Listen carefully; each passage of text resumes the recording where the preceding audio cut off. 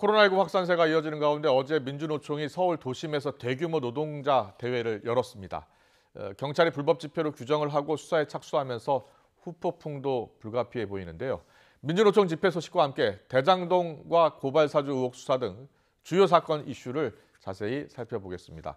사건 사고 관련 소식 두 분과 정리해 보겠습니다. 최단비 변호사, 최영일 시사평론가 나오셨습니다. 어서 오십시오. 안녕하세요. 안녕하세요. 네, 먼저 어제 노동자 대회 소식부터 좀 짚어보겠습니다. 단계적 일상회복 이후에 열린 최대 규모의 집회였는데요. 잠시 화면 보고 오겠습니다.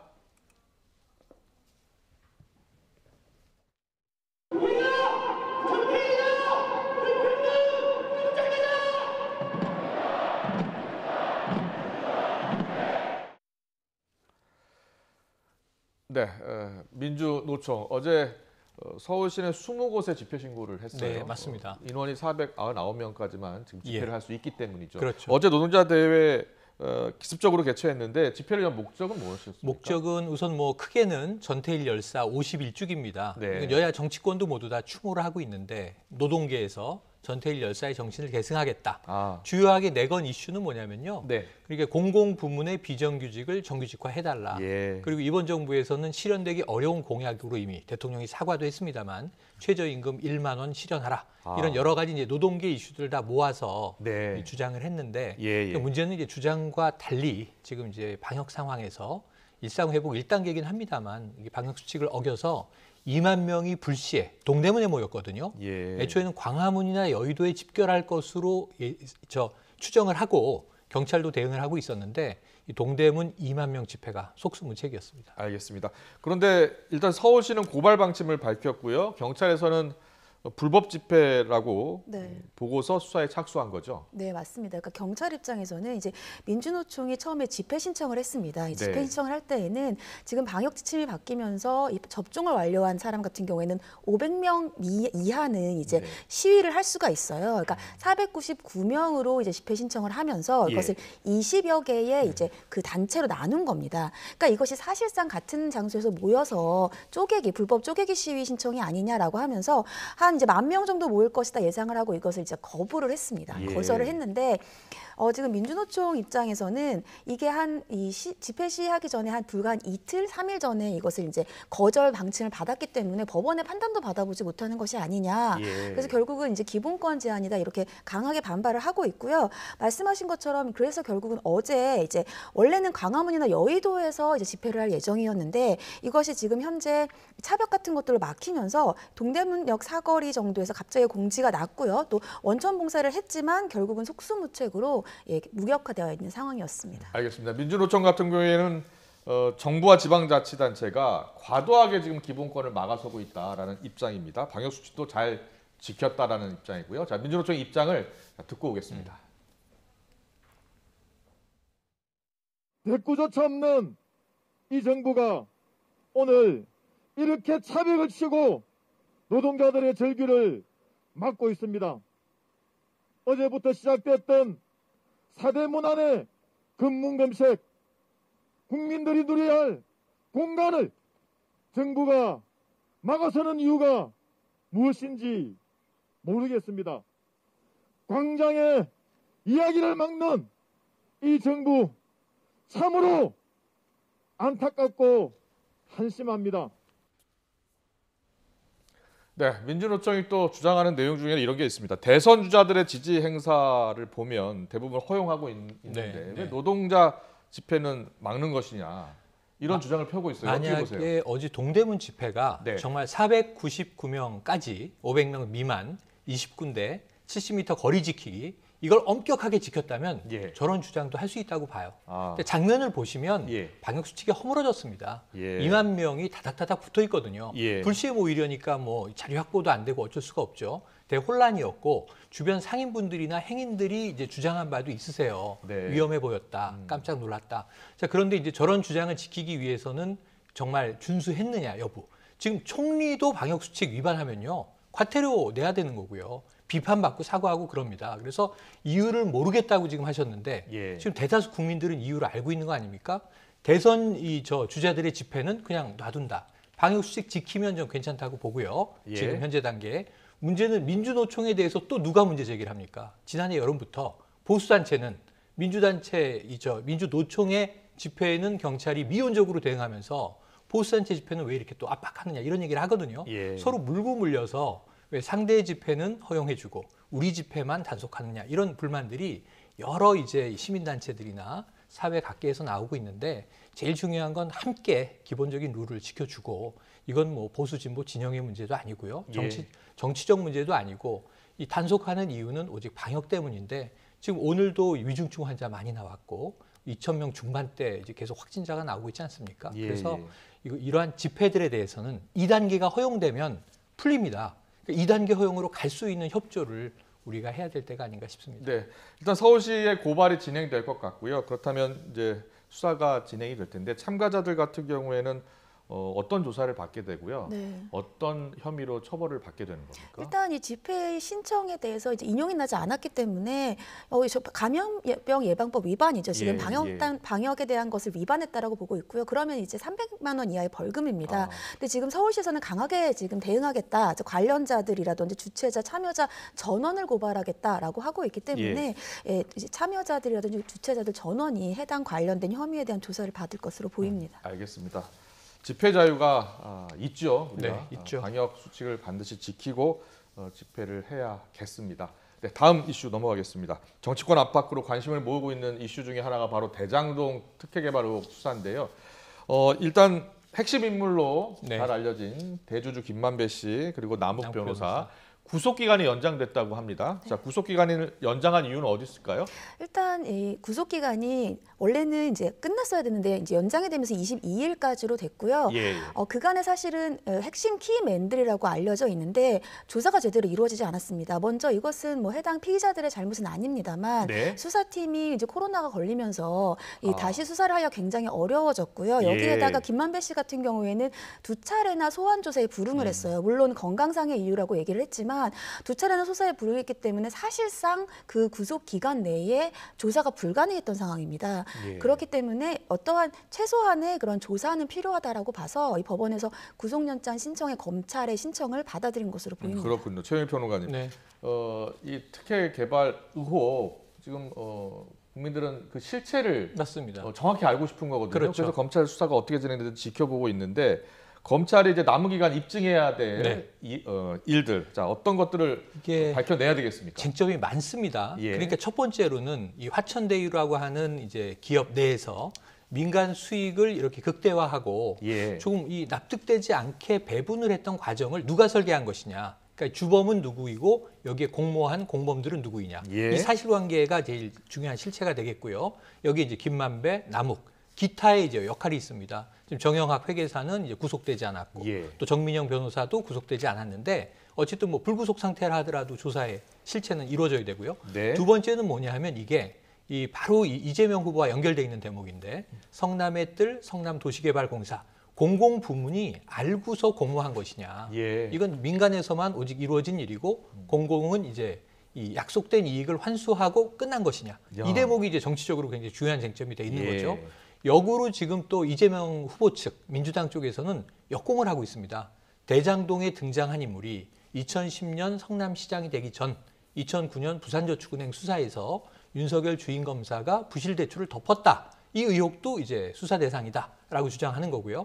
여기 또 하나는 하나은행 이제 공모 과정이 있습니다. 그 50억 클럽이 연결이 돼요. 지금 곽상도 이 전 의원에 대한 그 아들 퇴직금 50억도 아직도 제대로 수사가 안 이루어지고 있거든요. 그러니까 적어도 한 5가지 정도의 복잡한 쟁점이 얽히고 설켜 있어서 이 여당 쪽은 돈의 흐름을 추적하라. 지금 또 이제 야당이나 검찰 쪽에서는 아무래도 이제 녹취를 중심으로 인물들의 연관관계를 수사하고 있는데 시간이 꽤 걸릴 것으로 추정이 됩니다. 그러니까요. 녹취록까지 모두 다 제출이 된 상황이라서 많은 변호사분들이 이거 실체 밝히는데 어렵지 않을 것이다라고 했는데 시간이 계속 길어지고 있습니다.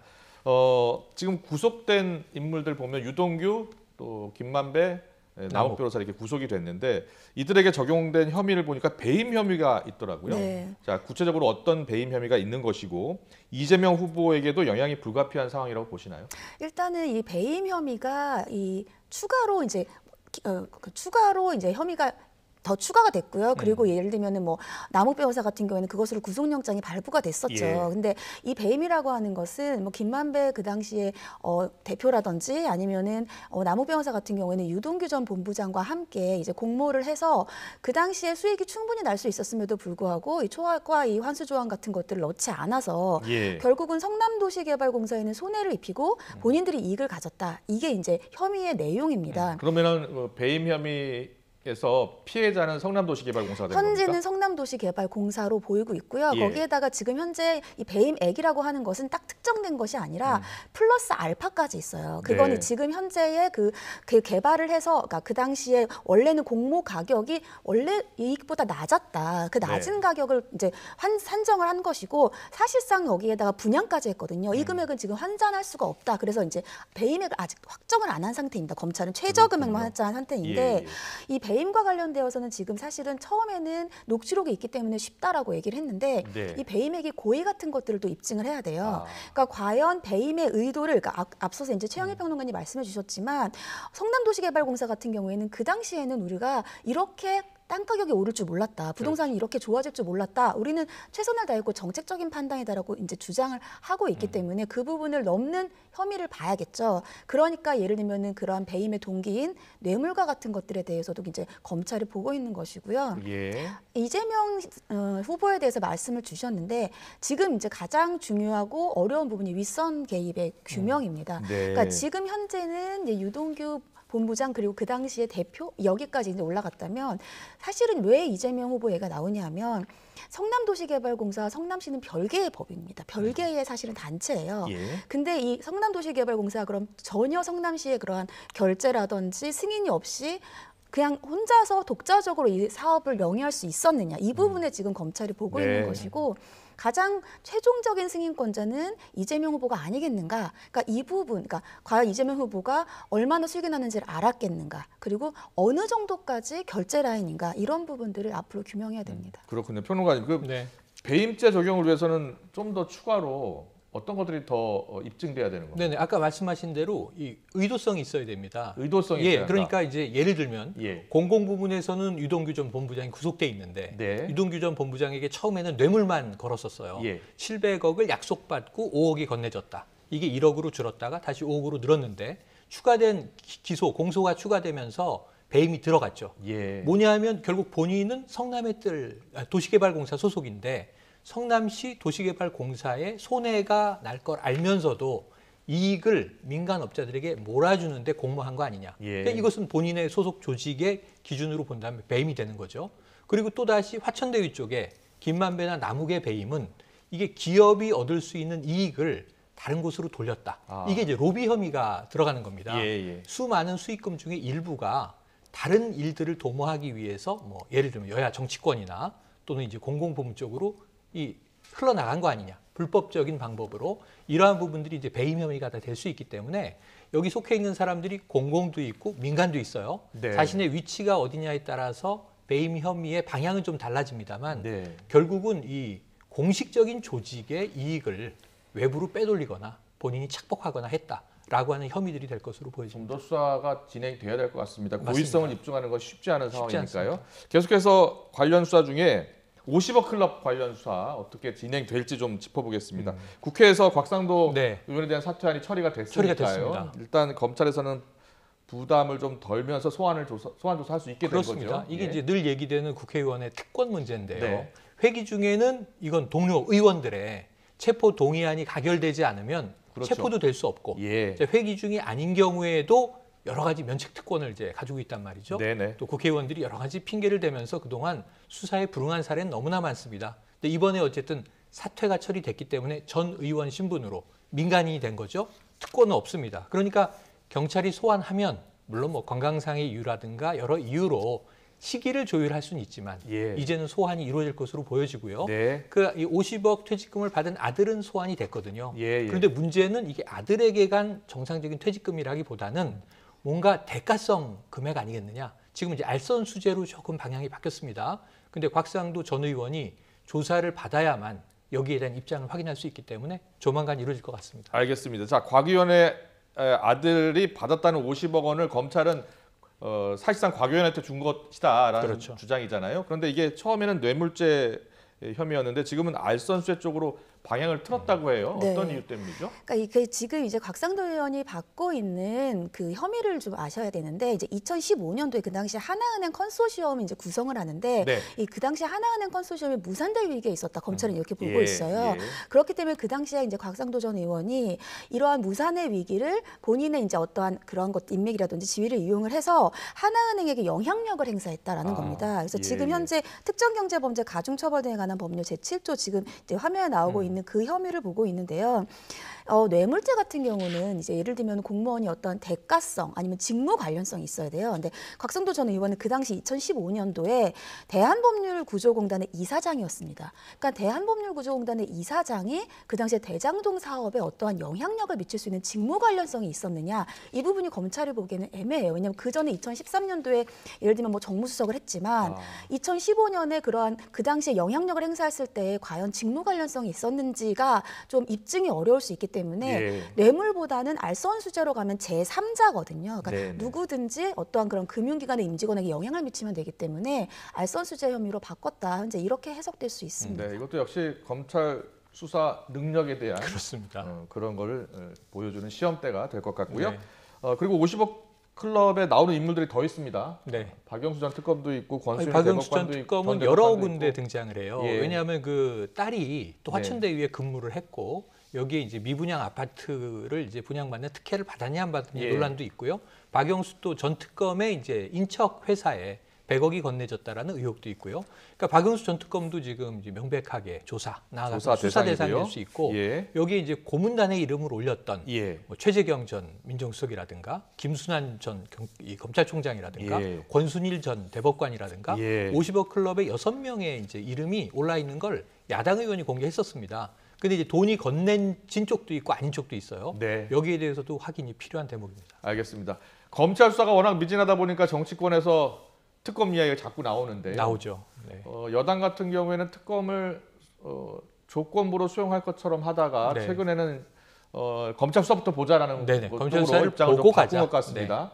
자, 이재명 후보는 조건만 네. 수용되면 받을 수 있다라는 그렇죠. 뜻을 밝혔는데 어떻게 될 것 같습니까? 그래서 저는 특검으로 갈 것 같은데 문제는 타이밍의 문제입니다. 예. 지금 검찰 수사가 일단 1차 종료가 돼야지 그다음에 갈 것 같거든요. 예. 근데 아까 말씀드렸지만 쟁점 중에 절반도 지금 못 다뤄진 것 같습니다. 검찰 수사가 한두 달 더 간 후에 결과 발표를 했는데 미진해서 특검 간다면 이건 대선 이후에나 결정이 날 별 의미 없는 특검이 되지 않겠는가 생각이 듭니다. 최담희 변호사는 간단하게 특검 전망 어떻게 보세요? 일단 이재명 후보가 특검을 받아들이겠다고 했는데 조건부였고요. 검찰 네. 수사가 미진하면입니다. 예. 그리고 이제 민주당 입장에서도 처음엔 적극적이었다가 지금 현재 보도들을 보면 그렇게 적극적인 것으로 보이지는 않아요. 예, 그래서 특검이 도입되지는 않을 것 같습니다. 알겠습니다.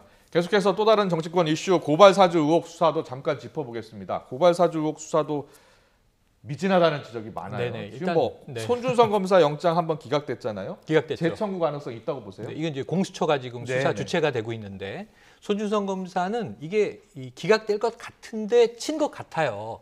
왜냐하면 워낙 소환 자체에 불응을 하니까. 기각될 것 같은데 영장을 네. 졌다. 네, 왜냐하면 소환에 불응하니까 별 방법이 없어서 그럼 구속이라도 시키겠다. 근데 기각은 됐지만 예. 그 이제 이 영장 실질심사 법정에서 손준성 검사가 한 말이 앞으로는 성실히 소환에 응하겠습니다. 예. 그 이후야 소환이 이루어졌거든요. 근데 손 검사가 11월 4일에 받겠다 그랬는데 2일 날 결국은 조사를 받았어요. 예. 그렇게 보면 이제 11월로 넘어와서야 여야 대선 본선 구도가 짜여지고 김웅 의원 등 조사가 이루어지고 있는 상황이라 네. 상당히 늦어지고 있고 여기는 아직까지 이제 구속된 인물은 없습니다. 예. 그러다 보니까 이제 공수처의 수사가 제대로 이루어지겠느냐 여기도 물음표가 막 달리고요. 예. 그리고 그 기존의 검찰 수사도 검찰 내부에도 복잡한 알력 관계가 현재 있습니다만 예. 이게 검찰이 검사의 비리를 수사하는 거지 않습니까? 네. 한계가 있을 수밖에 없었고 그래서 지금 제가 보기에는 이제 공수처는 또 이 인원, 이 여력의 한계가 있기 때문에 상당히 좀 이제 뭐 여력을 다하고 있겠습니다만 네. 이것도 시간이 또 하세월 그렇군요. 걸리지 않겠는가? 진실이 지난주에는 입증되기는 이제 걱정입니다. 조성은 제보자, 공익 제보자의 조사가 있었고요. 그렇습니다. 근데 김웅 의원, 손준성 검사 지금 일관되게 혐의를 계속 부인하고 부인하고 있는 있죠. 상황이어서 변호사님 그 증거를 지금 전혀 확보하지 못했기 때문으로 보십니까? 소위 지금 현재 예. 언론 보도에서 하청 감찰이라는 표현이 나오는데 네. 그게 이제 검찰에서 이제 감찰을 했습니다. 네. 그 감찰을 하면서 그 당시에 감찰을 하고 일주일 만에 이제 공수처에서 압수를 해서 그 해당 자료를 가져갔어요. 그래서 예. 이번에 손준성 검사가 소환이 됐을 때 공수처에서 그와 관련되어서 어떤 유의미한 증거를 이렇게 제출을 하면서 예. 제시하면서 조사를 하는 것이 아니냐 이러한 관측도 나왔는데 현재까지 알려진 바로는 특별한 증거는 제시하지 않았다 이런 보도들이 나오고 있습니다. 예. 이런 것을 봤을 때에는 하청 감찰이라는 비판까지 받으면서도 공수처가 특별한 증거를 갖고 있는 것 같지는 않아요. 네. 그래서 앞으로도 공수처의 조사가 그렇게 순항을 할 것 같지는 않다라는 예측이 듭니다. 알겠습니다. 그런데요, 지금 공수처에서 고발 사주 의혹뿐이 아닙니다. 판사 사찰 문건으로 손준성 검사 또 윤석열 전 검찰총장 추가로 입건을 했습니다. 맞습니다. 예, 화면을 잠깐 보고 올 텐데요. 김진욱 고위공직자범죄수사처장의 말을 듣고 오겠습니다. 검찰에서 불기소한 사건을 다시 검찰에 이첩한다. 그것은 이제 넌센스이기 때문에 이 사건은 우리가 직접 하는 게 맞겠다는 결론에 도달했습니다. 고심 끝에. 네, 김진욱 공수처장의 말이 무슨 뜻입니까, 이게? 그러니까 검찰에서 불기한 사건을 다시 검찰에 이첩한다. 이것은 난센스다. 이 사건은 우리가 직접 수사하는 게 맞다. 이게 이 공수처에서 지난달 22일에 윤 후보를 이제 판사 사찰 각 문건과 관련돼서 직권남용 권리수사방해죄로 입건을 했습니다. 네. 근데 저 말씀이 뭐냐 하면 이제 검찰이 이것과 같은 것에 대해서 직권남용 권리행사 방해는 무혐의다라고 이미 한번 결정을 내린 바가 있어요. 예. 그 당시에 검찰이 결정 내린 바로는 이 문건이 공소유지를 위해서 작성된 문건으로 보이지 않는다. 그 얘기는 공소유지가 이제 검찰의 직무잖아요. 그러니까 직무를 넘어서는 것과 관련된 그러한 어떤 직권남용으로 보이진 않는다. 무혐의 처리를 했습니다. 근데 이제 그럼 공수처가 왜 입건을 했는가? 이 공수처의 근거는 이제 추측을 하거나 해석이 되기로는 얼마 전에 이 윤석열 후보에 대해서 징계와 관련돼서 법원에서 판단이 내려졌어요. 그래서 이 징계와 관련된 법원의 판단이 징계가 정당했다. 그래서 그 당시에 문건들을 작성했던 것이 어떠한 그 당시 행위에서는 부당했다 이런 얘기가 나왔습니다. 그래서 그것과 관련되어서 지금 현재 공수처가 입건을 한 건데, 그러니까 공수처 입장에서는 이것이 검찰의 관할로 보여지더라도 검찰이 이미 무혐의로 한 것을 우리가 다시 이첩하는 건 좀 모양새가 그렇지 않느냐. 그러니까 공수처가 직접 수사하겠다 이러한 입장을 밝힌 겁니다. 그렇군요. 최일 평론가님, 이 공수처가 지금 수사 범위가 상당히 넓어지고 있어요. 넓어지고 있습니다. 공수처 지금 그 인력이라든지 여러 가지 상황을 봤을 때 이 수사가 가능하겠느냐. 쉽지 않습니다. 너무 이 전선을 넓히고 있는 것 아니냐. 전선이 이게 뭐 공수처가 의도했다기보다는 사건이 많아지는 거죠. 그러니까요. 이 외에도 공수처에는 지금 고발 사건들이 엄청나게 쌓여 있습니다. 그렇습니다. 그런데 지금 대선과 관련해서 뭐 윤 후보라든가 반대로 또 이 후보라든가 이 관련된 사건들은 빨리 수사해서 결론을 내주지 않으면 정치적인 또 공세를 받게 돼 있어요. 이미 받고 있죠. 공수처도 답답할 상황이긴 한데 검사 10여 명입니다. 지금 이 사건 수사 아까 고발 사주 한 사건에만 검사 한 뭐 6명 투입하면 절반의 전력이 들어가는 거거든요. 근데 여기에 또 검사 2~3명이 붙는다 그러면 다른 사건은 처리 못 하는 거죠. 그래서 공수처의 지금 여력상 결국은 인력이 적으면 시간이 오래 걸릴 텐데 모두 다 늘어지고요. 이 대선 전에 결론 나올 상황은 거의 어렵고 그 이후에나 기소 여부 판단되고 재판에 들어가면 또 이제 하세월 갑니다만 결국은 내년 3월 9일 이제 4개월도 안 남았는데 고발 사주나 지금 이야기된 이제 판사 사찰 여기 또 있습니다.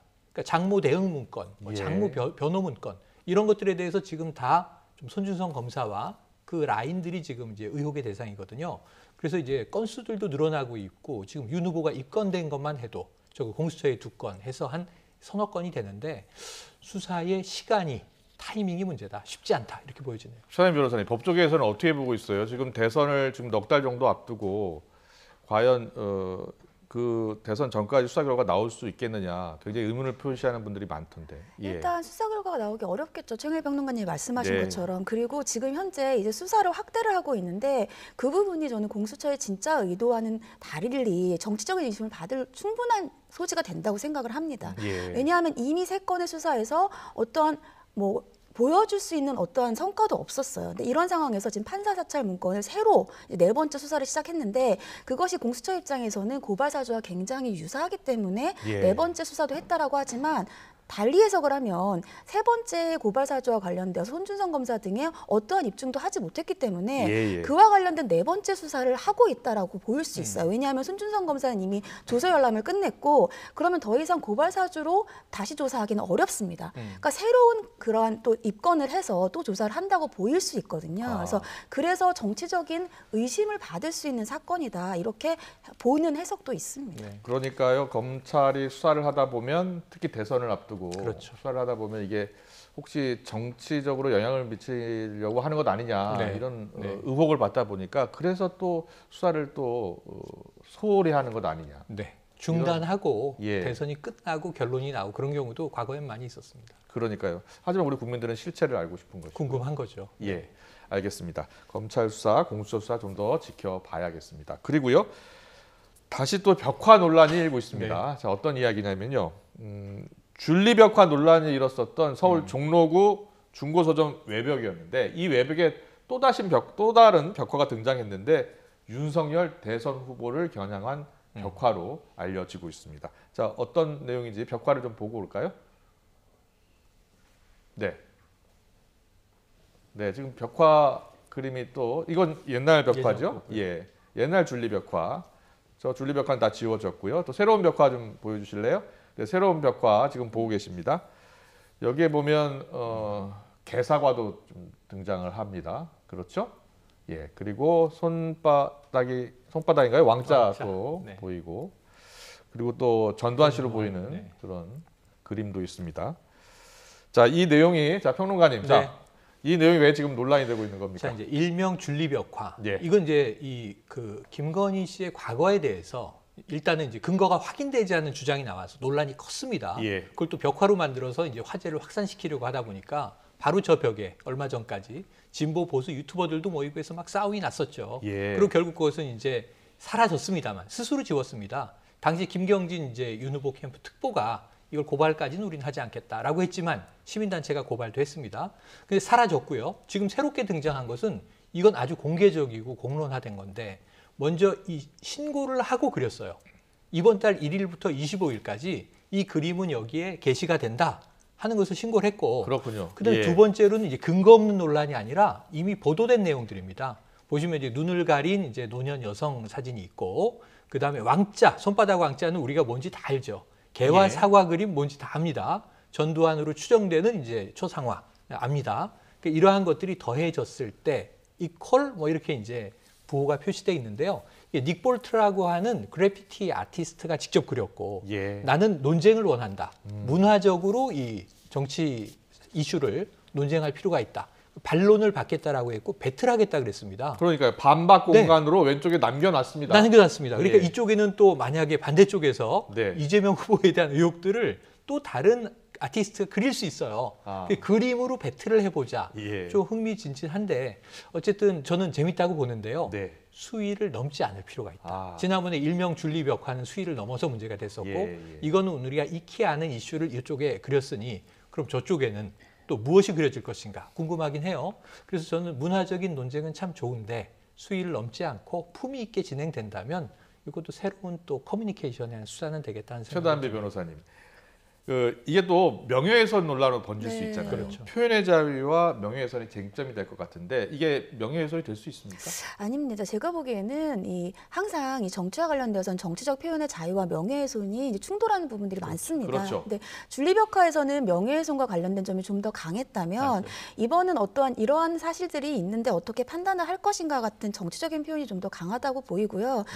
제가 보도를 봤을 때에는 이제 윤석열 후보 측에서도 표현의 자유로 이제 받아들이겠다. 다만 유권자들이 현명한 이제 판단을 해주기를 바란다. 이렇게 얘기를 한 것으로 봐서는 저 왼쪽 벽화에도 또 다른 표현을 할 수 있으니까 다만 말씀하신 것처럼 과해지면 명예훼손으로 갈 소지는 다분히 있다. 이렇게 보입니다. 선을 넘으면 선을 넘을 가능성이 있거든요. 지난번에도 그러니까 줄리라는 지칭도 그렇고 영부인의 꿈이 대상을 지칭을 했고 그 옆에 이제 남성들의 이름들이 적혀 있었어요. 방송인, 뭐 법조인에서 그 사람들도 고발 의사를 밝혔던 바가 있는데 지금은 보는 바대로는 보도 사진을 그림으로 그린 거라 큰 의미가 없어 보이지만 싸움이 격화되면 배틀이라 그러지 않았습니까?